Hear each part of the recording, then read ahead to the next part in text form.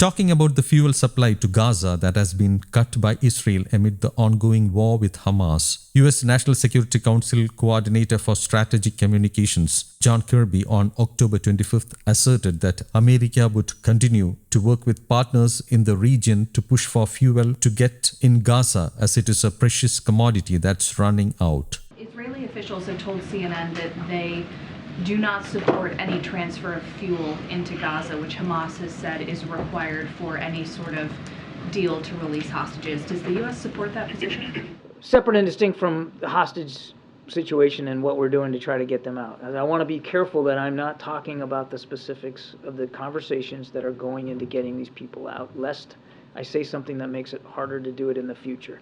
Put that aside for a second.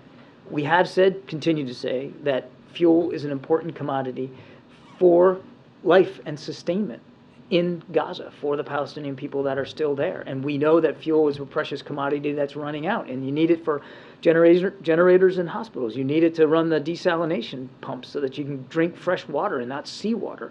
All of that is important. And so we're going to continue to work with partners in the region. We're going to continue to push for fuel to get in.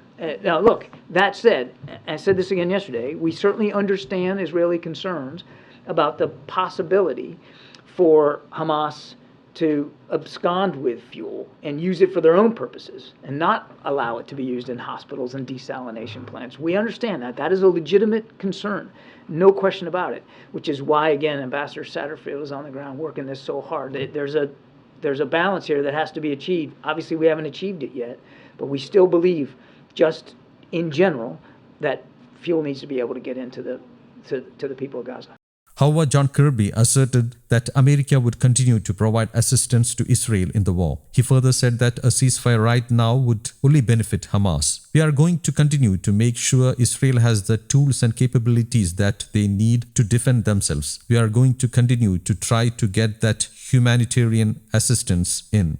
We are going to continue to try to get hostages and people out of Gaza appropriately. A ceasefire right now really only benefits Hamas. That's where we are right now. Ceasefire right now is only going to benefit Hamas, John Kirby said. We're going to continue to make sure Israel has the tools and the capabilities that they need to defend themselves. And a ceasefire right now is only going to benefit Hamas. The UN Security Council had a meeting. The Arab groups condemned killing civilians, but also said that we should support a peace process instead of sending weapons to Israel if we want to support Israel. Do you envisage a scenario whereby the hostages will be released, Hamas will be disarmed, and some kind of international conference will take place soon? I couldn't begin to speculate on that. Those are potential steps that haven't happened yet and may not happen. All I can tell you is we're going to continue to make sure Israel has the tools and the capabilities that they need to defend themselves. We're going to continue to try to get that humanitarian assistance in. We're going to continue to try to get hostages and people out of Gaza appropriately. And as I think you've heard us say, a ceasefire right now really only benefits Hamas. That's where we are right now. And I understand the question, but I'm just not going to get ahead of where things are. There's no scenario to avert the war now. That was my point, really.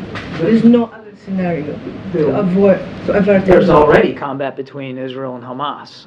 If what you're saying to avert a ground incursion, that is a question for the Israeli Defense Forces. They get to make the decisions about what operations they're going to conduct or not. We don't believe that a ceasefire right now we would believe that a ceasefire right now is only going to benefit Hamas. News Desk, Kaumudy Global.